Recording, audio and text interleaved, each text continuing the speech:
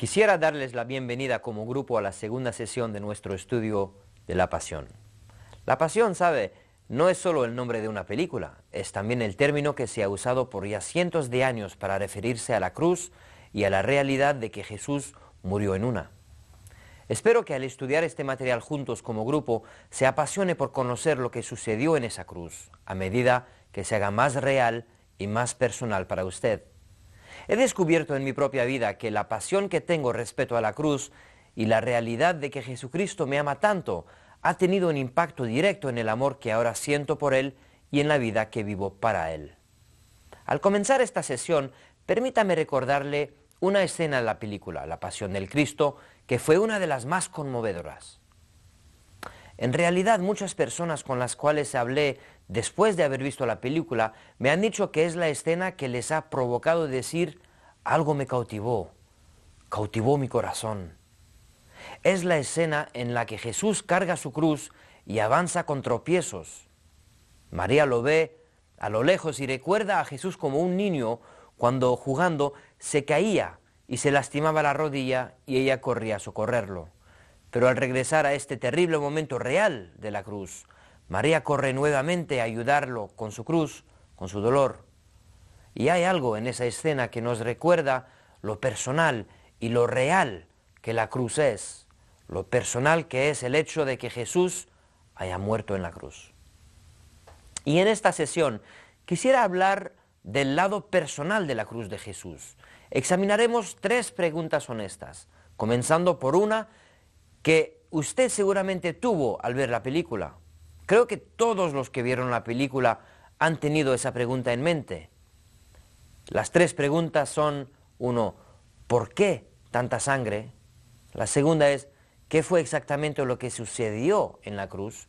Y la tercera: ¿qué es lo que significa la cruz y la sangre de Jesucristo para mí personalmente? Ahora bien, la primera pregunta: ¿por qué tanta sangre? Cuando vemos esta película, miramos el maltrato a Jesús, la cruz y la sangre de Jesucristo.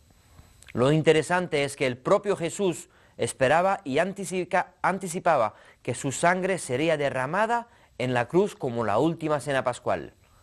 ¿Recuerda lo que dijo? En el Evangelio según Lucas, capítulo 22, versículo 20, Jesús dijo: esta copa, mientras sostenía la copa que iban a beber, es el nuevo pacto en mi sangre, que por muchos es derramada. Él sabía que su sangre sería derramada. En la película escuchamos a un hombre en el juicio contra Jesús, acusándolo con una afirmación que Jesús hiciera días antes. Fue algo que él realmente dijo, pero que nadie comprendió. Tal vez tampoco usted la comprenda. Él dijo: a menos que coman de la carne del Hijo de Dios y beben de su sangre, no tendrán vida. El que come de mi carne y bebe de mi sangre tendrá vida eterna. Esto se encuentra en el Evangelio según Juan, capítulo 6, versículos 53 y 54. ¿Por qué habría hecho Jesús tal afirmación? ¿Por qué celebraríamos su sangre? Este es el porqué. La Biblia nos enseña claramente que la vida está en la sangre. En el libro de Levítico, capítulo 17, versículo 14, se nos dice: la vida de toda criatura está en la sangre. Así que cuando hablamos de la sangre de Cristo, estamos realmente hablando de su vida, la que Él dio por cada uno de nosotros. ¿Por qué daría Jesús su vida? ¿Por qué derramaría su sangre? La Biblia nos da 3 razones específicas. Cuando vemos toda esa sangre, nos damos cuenta de, primero, Jesús sufrió por nuestros pecados. Él sufrió por nuestros pecados. En el libro de Hebreos capítulo 12, versículo 4, la Biblia nos dice: en la lucha que libran contra el pecado, todavía no han debido derramar su sangre. Jesús resistió contra el pecado hasta el punto de derramar su sangre. Así de profundo es su compromiso. Cuando vemos toda esa sangre que Jesús derramó, vemos claramente todo lo que sufrió. No era una muerte antiséptica, no fue una muerte fácil. Dios quería que supiéramos que el pecado no era nada fácil ni bonito, que el pecado no es algo con lo que podamos tratar con facilidad. Pero Jesús, Él esperaba ese sufrimiento hasta llegar al punto de enfrentar la muerte más difícil de todas, para pagar la penalidad del pecado de todos. En esta película vemos claramente el sufrimiento físico de Jesús, pero lo que ninguna película podría mostrarnos es el dolor más profundo de Jesús. Porque el dolor físico de Jesús, por grande que fuera Él, ese dolor no era nada comparado con el sufrimiento emocional. El dolor de ver a las personas a quienes creó, escupiéndolo, mofándose de Él, baja de la cruz, golpeándolo con varas en la cabeza y ridiculizándolo. ¿Puede imaginar el sufrimiento espiritual de Jesús? Dios mismo en carne y hueso, tomando nuestro pecado, un Dios perfecto, santo y sin pecado, decidió cargar Él mismo el pecado de nosotros. Es precisamente cuando Jesús clama, Eloi, Eloi, lama sabactane, que significa en arameo, Dios mío, ¿por qué me has abandonado? Jesús sintió lo que era estar separado de Dios. Dios en su pureza no es capaz de ver el pecado y por eso es que Jesús sintió que Dios lo había de alguna forma abandonado. Porque al morir, Jesús se hizo cargo de todo pecado humano, pecado pasado, presente y futuro, y así dándonos a nosotros, que creemos en este sacrificio, la vida eterna y el perdón del pecado. Pero tenemos que creer en el corazón y confesar el pecado con la boca, porque si no lo hacemos, seremos eternamente separados de Dios. No puedo imaginar el sufrimiento que experimentó Jesús este momento. Jesús murió por nuestros pecados y sufrió la separación de Dios por unos momentos para nosotros. Hay un segundo significado de la sangre. La sangre también significa que Jesús se sacrificó por nuestros pecados. Esa sangre tenía todo que ver con el sacrificio. Y este sacrificio que hizo Jesús está constantemente representado a lo largo de toda la Biblia. Desde el comienzo del tiempo, Dios supo lo que Jesús haría en la cruz.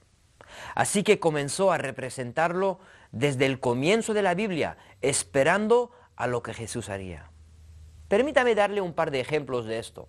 En el libro de Éxodo, en el Antiguo Testamento, capítulo 12, versículo 7, Dios le dijo al pueblo que tomaran sangre y pintaran todos los dinteles de las puertas en donde se comía el cordero pascual. Algunos de ustedes tal vez recuerden, esta es una referencia de lo que llamamos hoy la Pascua, la Semana Santa.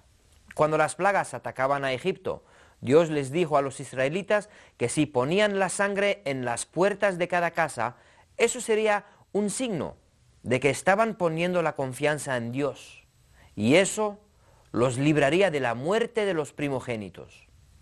La sangre era una señal de confianza en Dios.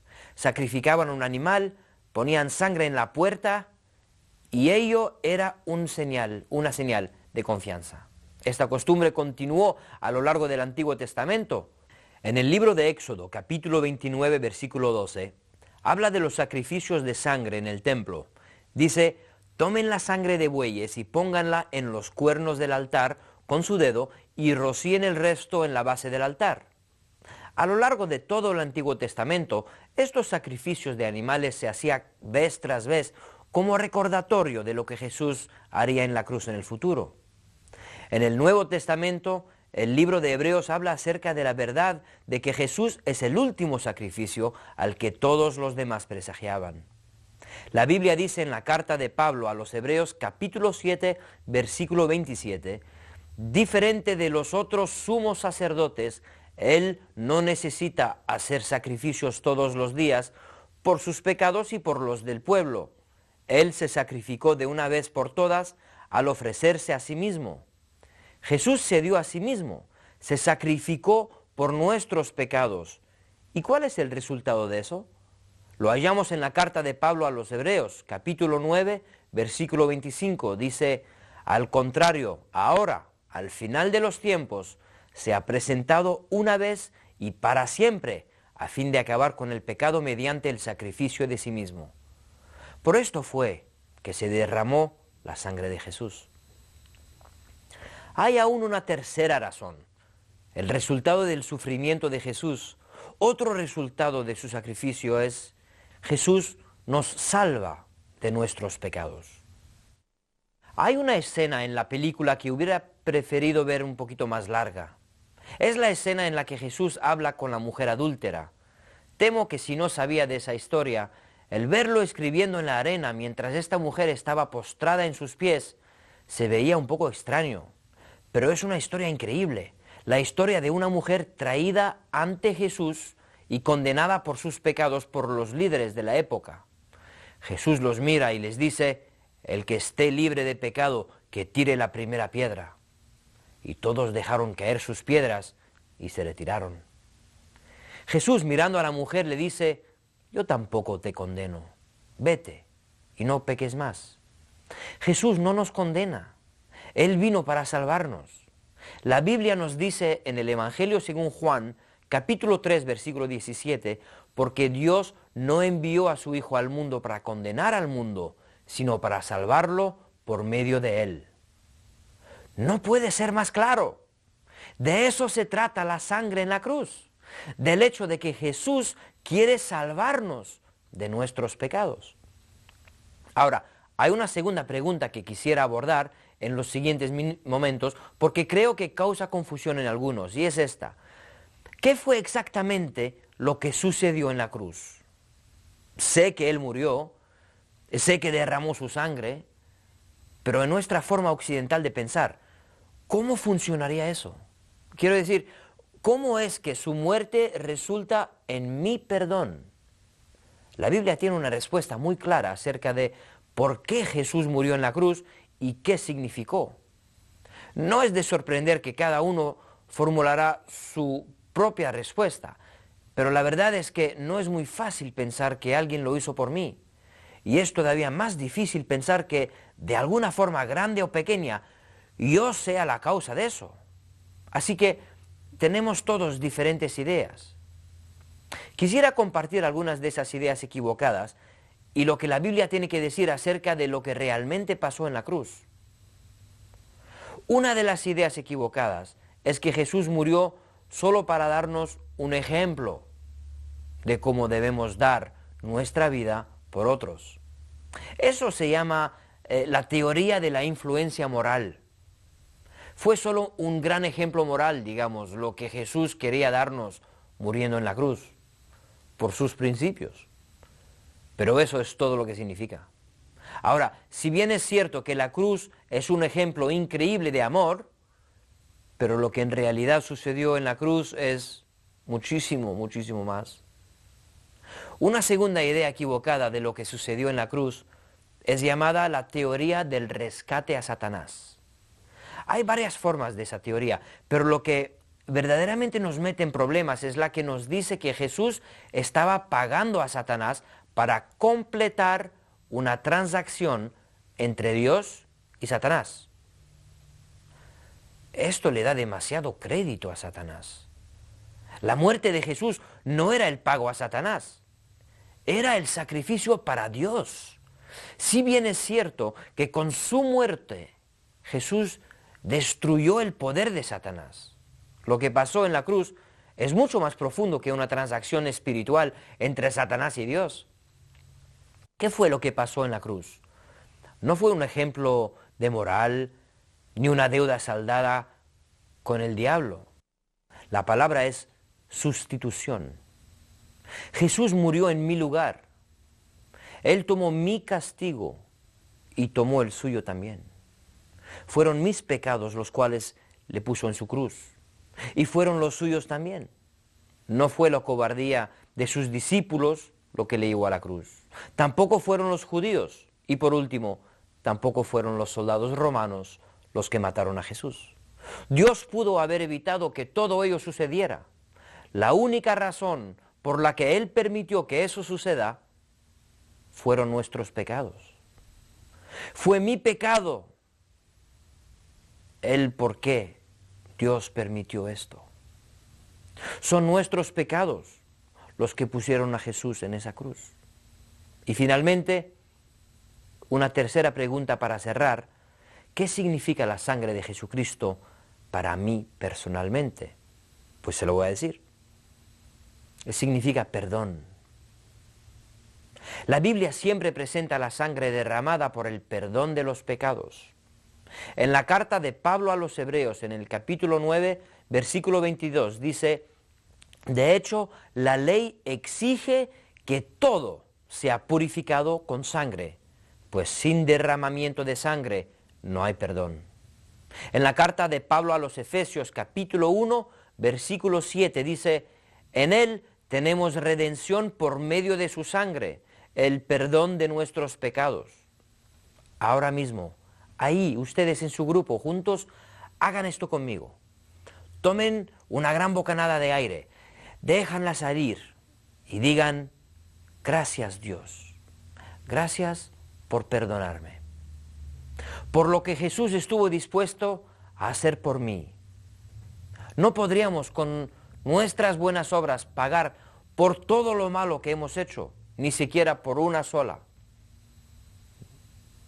Eso toma un sacrificio como el de Jesús en la cruz. ¿Sabe qué más significa la sangre? También significa pertenencia. En el libro de Hechos, capítulo 20, versículo 28, la Biblia dice: para pastorear la iglesia de Dios que Él adquirió con su propia sangre. Dios es ahora el dueño de nuestras vidas, el dueño de la suya y de la mía. Pagó por ella el precio más alto posible, la sangre de su propio Hijo. Hay una tercera cosa que significa la sangre de Cristo personalmente: significa relación. En la carta de Pablo a los Efesios, capítulo 2, versículo 13, nos dice: pero ahora en Cristo Jesús, a ustedes que antes estaban lejos, Dios los ha acercado mediante la sangre de Cristo. Ese sentido de separación que teníamos hacia Dios antes de conocer a Jesús era muy real. La sangre de Cristo es lo que nos acerca a Él. Significa que podemos tener una relación con Él. Significa que puedo darme cuenta que alguien me ama tanto que murió por mí. Permítame comentarle algo que me sucedió mientras veía esa película en la propiedad de nuestra iglesia. Un grupo de pastores estaba ahí y todo el personal de nuestra iglesia estaba reunida en la carpa para mirar la película. En el punto en que Jesús llegaba al monte para ser crucificado, un colaborador mío llamó a uno de los pastores diciéndole: te necesitamos afuera. Salió el pastor y le dijeron: hay un hombre, un muchacho de nuestra comunidad, está aquí y tiene problemas, ¿podría usted hablar con él? El pastor fue a encontrarlo y se dio cuenta de que era un joven bastante desesperado. Había tenido tiempos difíciles en su vida y había llegado a la oficina de la iglesia. Cuando se acercó, no halló sino un letrero que decía cerrado. Pues claro, porque todos fuimos a ver la película.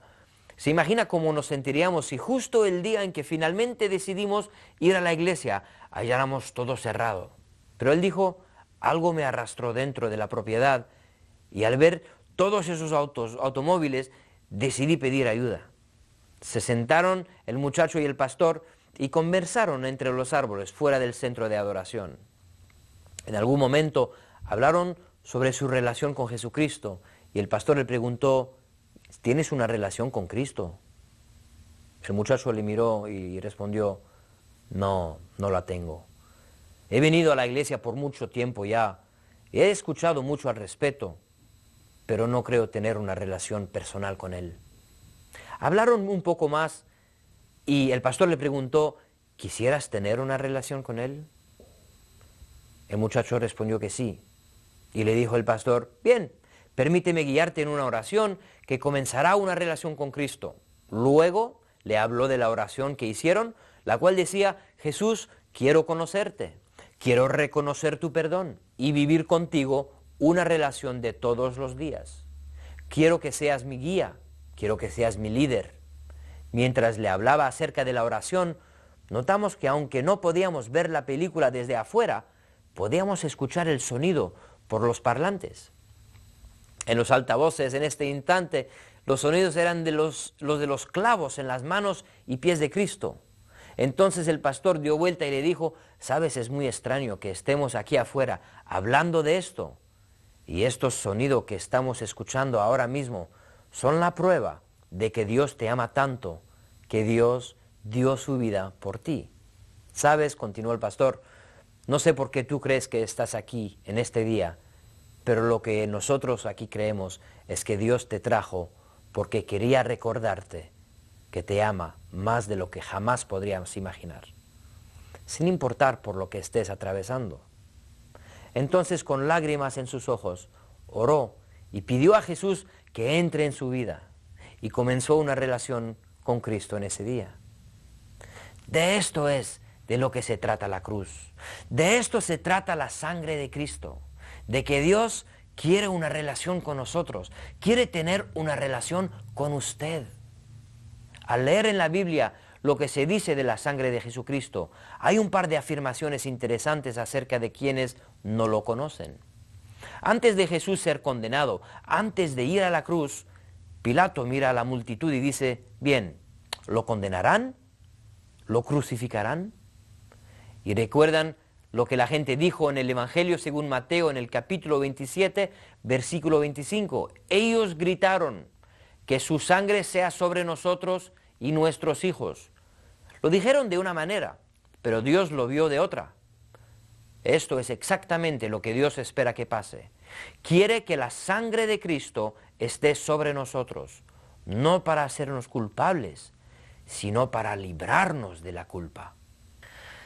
En el libro de Hechos, capítulo 5, versículo 28, cuando los discípulos comenzaron a predicar del Cristo resucitado, fueron llevados por los líderes religiosos porque la ciudad había sido transformada y eso a los líderes no les gustaba. Los sacerdotes de la ciudad dijeron a los discípulos, les damos instrucciones estrictas de no predicar en ese nombre. Ya están llenando a Jerusalén de sus enseñanzas y nos hacen a nosotros culpables de su sangre. Pero esto no era lo que los discípulos pretendían hacer. Al contrario, la determinación de los discípulos de Cristo era de liberar a la gente de la culpabilidad mediante la sangre de Cristo. Y eso también es lo que Dios está determinado a hacer en sus vidas. Así que, al cerrar este tiempo juntos, y al iniciar sus conversaciones en grupo, podrían hablar de estas cosas. Hablen del perdón que solo Cristo puede traer. Hablen de la pertenencia que Él quiere sobre nuestras vidas y cómo eso llena de gozo. Al hablar de la relación que todos podemos tener con Él, puede que alguien en su grupo necesite comenzarla ahora mismo. Si este es su caso, le puedo guiar en una simple oración que exprese su deseo de hacerlo. Jesús ya sufrió por usted. Él hizo el sacrificio por usted y quiere rescatarlo. Si desea que lo haga, diga esta oración conmigo en sus corazones. Jesús, perdóname por mis pecados. Creo en mi corazón que moriste por mis pecados y creo que resucitaste después del tercer día. Quiero conocerte y quiero vivir una relación contigo día a día. Quiero que seas mi pastor, quiero que seas mi líder y mi guía. En el nombre de Jesús. Amén. Si usted oró esta oración, dígaselo a los demás del grupo. El apoyo de ellos será de gran ánimo para usted. Ellos tal vez también pasaron por esto en algún día en sus vidas. Que disfruten de su tiempo en el grupo y que Dios le bendiga. Nos vemos la semana que viene.